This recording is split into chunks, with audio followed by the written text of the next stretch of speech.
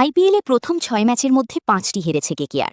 তারপরেও অধিনায়ক অজিঙ্ক্য রাহানে দলের ভালো দিকটাই খুঁজছেন, দুর্বলতা ঢাকতে ব্যস্ত তিনি। ঠোঁটে মুচকি হাসি রয়েছে, কিন্তু সেই হাসি যে হতাশা ঢাকার জন্য তা যে কেউ বুঝতে পারবে। আইপিএলে প্রথম ৬ ম্যাচের মধ্যে ৫টি হেরেছে কেকেআর। শুক্রবার গুজরাটের কাছেও হারতে হয়েছে। তারপরেও অধিনায়ক রাহানে দলের ভালো দিকটাই খুঁজছেন, দুর্বলতা ঢাকতে ব্যস্ত তিনি। ম্যাচ শেষে রাহানে বললেন, ম্যাচ হেরে সঙ্গে সঙ্গে সেই বিষয়ে কথা বলা কঠিন, তবে আমি শুধু ভালো দিকের কথাই বলবো। শুরুতে ৩ উইকেট পড়ে যাওয়ার পর ক্যামেরন গ্রিন পাল্টা আক্রমণ করল। চাপের মধ্যে ওর ইনিংস অসাধারণ। ১৮০ রান বাজাতে দলের বোলারেরাও নিজেদের সবটা দিল। সেই ওভার পর্যন্ত খেলা নিয়ে গেল, সেটাও কম কৃতিত্বের নয়।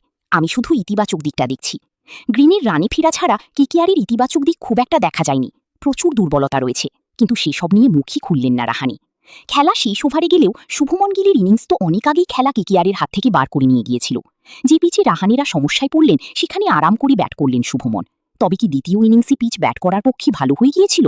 রাহানে বললেন, শুভমন খুব ভালো ব্যাট করেছে। আমার মনে হয়েছে লেংথ বল পিচে পড়ে একটু থমকাচ্ছিল, কিন্তু ব্যাটের কাছে বল ফেললে খুব ভালোভাবে ব্যাটে আসছিল।